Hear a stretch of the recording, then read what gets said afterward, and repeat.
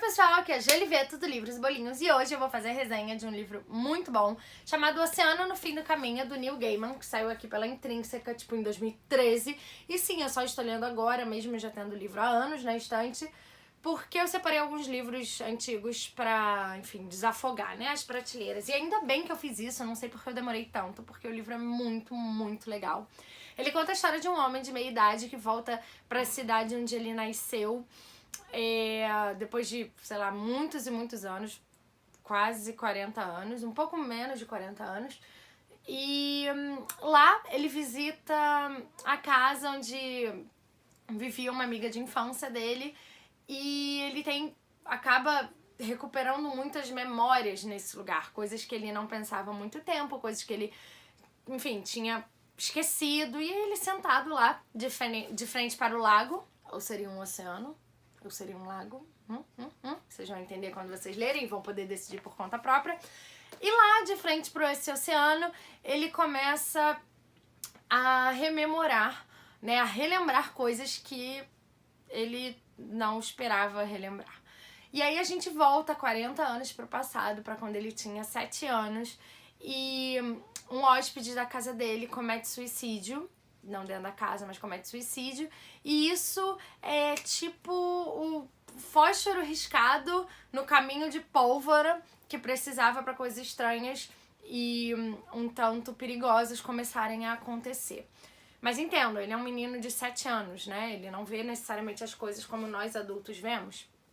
E aí, no meio dessa confusão que ele tá vivendo, dessa coisa um pouco muito assustadora, ele conhece a Letty Hempstock, que é a neta da velha senhora Hempstock, que mora na casa no fim do caminho, né, no fim da rua. E ela o ajuda a passar por isso, a tentar entender o que tá acontecendo, a enfrentar, enfim, ele é uma criança, ela é uma criança também, de 11 anos, aparentemente. E eles juntos vão passar por muitas aventuras, e às vezes é um pouco até meio assustador, assim, dá um medinho básico, não muito nada tipo Stephen King, mas dá uma certa aflição. Mas o mais legal, o que eu achei mais legal, é porque é contado pela versão de 7 anos do moço do início.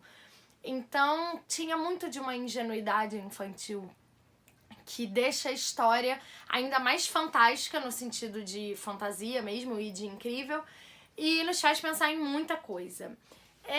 Na verdade, esse livro era para ser um conto, que acabou virando um livro. O Neil Gaiman não conseguiu manter a história pequenininha, ele fala isso até no final.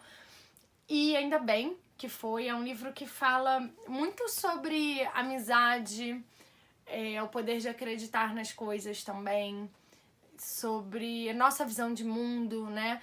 Como a gente muda ou não muda quando é criança para quando vira adulto. E assim, basicamente ele mostra como as experiências da nossa infância podem nos marcar para sempre, mesmo que a gente não perceba ou não lembre. Então é um livro super fininho, são 202 páginas, né? Ou seja, em 200 páginas que você lê numa sentada só. Pra mim era muito difícil deixar o livro, eu li em 2 dias, na verdade.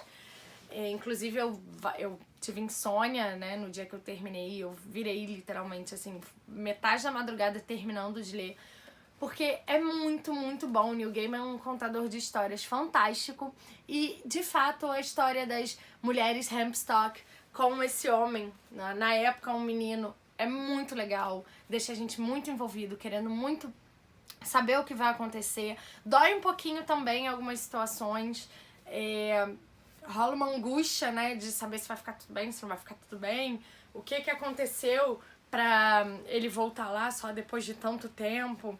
Enfim, o livro traz resposta pra maioria dessas perguntas, 99% delas são respondidas, e é uma leitura muito... Se eu tivesse que definir, eu não vou saber explicar o porquê, mas eu definiria como, tipo, sublime, sabe? Foi isso, eu não sei muito explicar, mas foi o que eu senti. É uma coisa boa, sabe? Mesmo com as partes tensas, com a história um pouco complicada, mesmo com as partes pesadas, porque, lembrem-se, o menino de 7 anos não vê as coisas como nós vemos. Então, nós, leitores, estamos lendo com aquela situação que ele viu com 7 anos com outro olhar. A gente já tem uma malícia, um pouco mais de experiência de vida, então a gente entende coisas que ele não entende.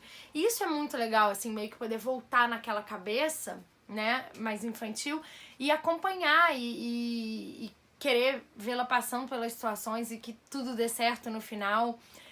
Chorei um pouco no livro, né, ao final, eu achei bastante emocionante. E, enfim, não tem mais muito o que falar, porque seriam grandes spoilers. Mas o que eu posso dizer é que a aventura desse homem com as Hempstead vale muito a pena, vale muito a leitura. E eu fiquei muito chateada de não ter lido esse livro antes. Eu me pergunto por quê que eu dei esse mole. Enfim, é isso. Bom, espero que vocês tenham gostado. Se vocês ainda não leram esse livro, leiam. Se você já leu, me diz o que você achou. Comenta aqui embaixo. Eu sei que ele é mais antiguinho, mas eu não pude não falar dele pra vocês. Tá bom? É isso. Eu vou ficando por aqui. Se você perdeu os últimos vídeos do blog, clica aqui do lado. Se não se inscreveu, se inscreve aqui embaixo, no bolinho aqui do lado ou na minha cara grande aqui em cima. E não esquece de dar um joinha. Beleza? Nos vemos na semana que vem. Beijo. Fui.